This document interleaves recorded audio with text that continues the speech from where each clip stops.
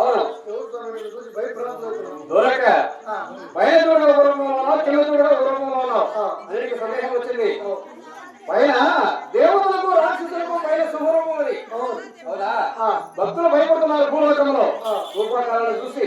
కాబట్టి కింద నరురూపం కూడా దాల్చా అంటే రెండవ తాళంలో ఉండిన వాడు నేను నరామృగ నరుడు కాక ఒక మృగము కాక రెండవ తాళంలో ఉండిన వాడు కదా.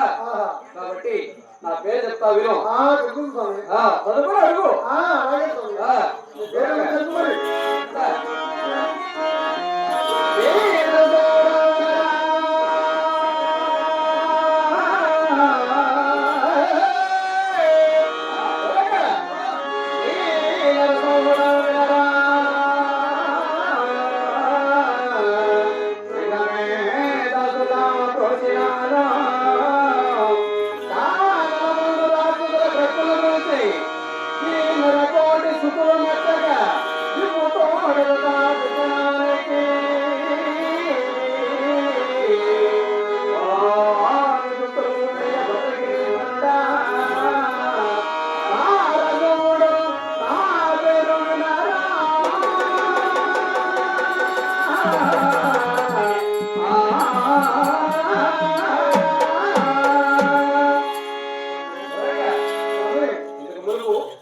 ఈ భూలోకంలో భక్తులందరూ కూడా నా పేరు ఏమని కొలిసేవాళ్ళు తెలుసా?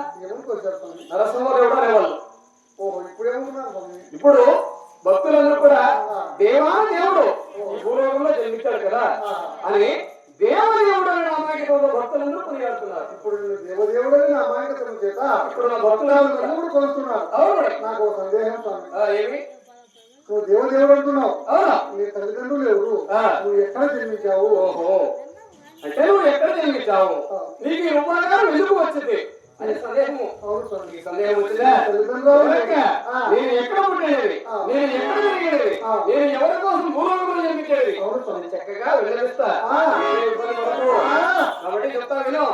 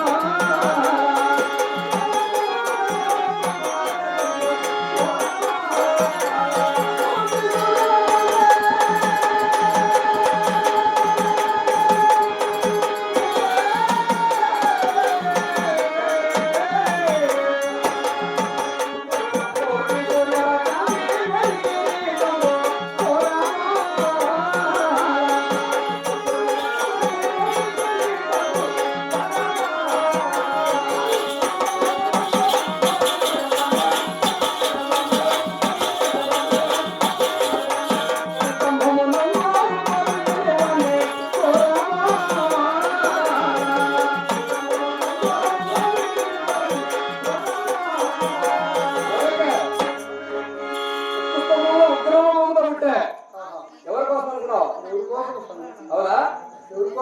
ఆ ఉక్కు స్తంభం ఎక్కడుంది తెలుసా నీకు? దొరక కర్నూలు జిల్లాలో ఉంది కదా, ఆలగడ్డ దగ్గర.